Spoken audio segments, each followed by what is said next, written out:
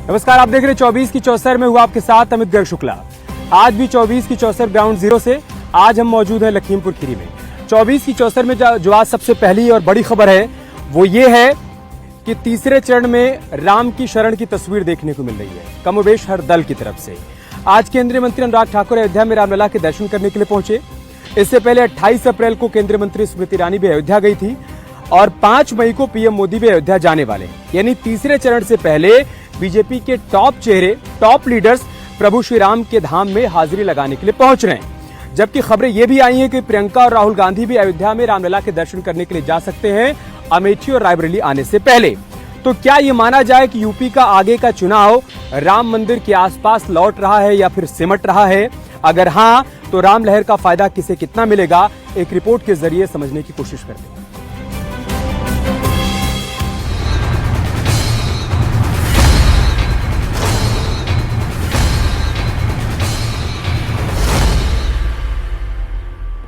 अयोध्या आस्था का केंद्र, जहां आकर जीवन धन्य हो जाता है। राम मर्यादा के प्रतीक, जिनका अनुसरण मात्र सफलता के शीर्ष पर लेकर जाता है। आज यही राम और अयोध्या आस्था के साथ सियासत का भी सेंटर बने हैं। तीसरे चरण का रण करीब आते ही राम मंदिर में सियासी दर्शन की संख्या बढ़ने लगी है। पहले सूत्रों से खबर आई थी कि राहुल प्रियंका रामलला के दर्शन करने जाएंगे।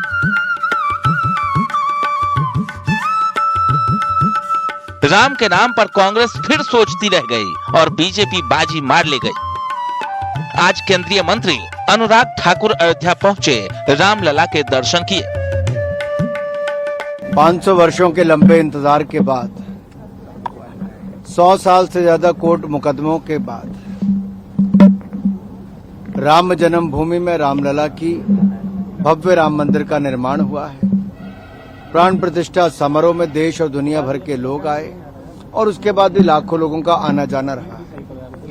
आज मेरा भी सौभाग्य है प्रभु राम के चरणों में शीश झुकाकर उनका आशीर्वाद भी मिला है। तो वहीं पर मैं उन लोगों से भी निवेदन करना चाहता हूं जो राजनीति कर रहे हैं और ओछी राजनीति कर रहे हैं। इससे पहले 28 अप्रैल को केंद्रीय मंत्री स्मृति ईरानी प्रभु राम के धाम पहुंची थी। मौका अमेठी में नामांकन का था, लेकिन स्मृति नामांकन से पहले प्रभु राम का आशीर्वाद लेने पहुंची थी। प्रभु राम के दर्शन कर जीत का आशीर्वाद लिया था। कार्यकर्ता के रूप में, कार्यसेवक के रूप में उनका योगदान यहाँ बहुत बड़ा योगदान रहा है। तो इस बार का चुनाव भी बहुत ऐतिहासिक होगा। ऐतिहासिक मतों से विजय होंगे, क्योंकि देश के अंदर, दुनिया के अंदर फिर से राम युग आया है और ये अयोध्या की धरती है। माननीय प्रधानमंत्री मोदी जी के नेतृत्व में ये कालखंड और ये सौभाग्य हम सबको मिला है, राम भक्तों को, राष्ट्र भक्तों को, और फिर से राम युग में आने का सौभाग्य प्राप्त हुआ है। यानी 3 दिन में 2 बड़े केंद्रीय मंत्री प्रभु राम के दरबार में हाजिरी लगा चुके हैं और अब इस चुनाव का सबसे बड़ा चेहरा, राम के सबसे बड़े भक्त प्रधानमंत्री मोदी वापस अयोध्या जाने वाले हैं। भारतीय जनता पार्टी के एजेंडे में हमेशा से ही राम जन्मभूमि और राम नगरी अयोध्या का विकास शामिल रहा है। अब तीसरे चरण से पहले खुद प्रधानमंत्री नरेंद्र मोदी अयोध्या से राम नाम की बयार पूरे देश में बहाने का काम करेंगे। पीएम मोदी 5 मई को अयोध्या में रोड शो करने जा रहे हैं। उनके साथ में उत्तर प्रदेश के मुख्यमंत्री योगी आदित्यनाथ भी शामिल होंगे और भारतीय जनता पार्टी के तमाम दिग्गज नेता भी मौजूद रहेंगे। प्रधानमंत्री नरेंद्र मोदी 5 मई को फैजाबाद लोकसभा क्षेत्र के बीजेपी प्रत्याशी लल्लू सिंह के समर्थन में रोड शो करेंगे। यहां 5वें चरण में 20 मई को मतदान होना है। भाजपा प्रत्याशी और संगठन ने पीएम मोदी के रोड शो की तैयारी शुरू कर दी है। ऐसी खबरें हैं कि पीएम मोदी रामलला के दर्शन करने भी जाएंगे।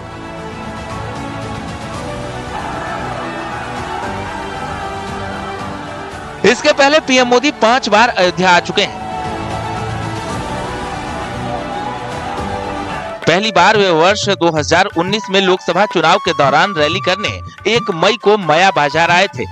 इसके बाद वर्ष 2020 में 5 अगस्त को राम मंदिर के भूमि पूजन समारोह में शामिल हुए थे।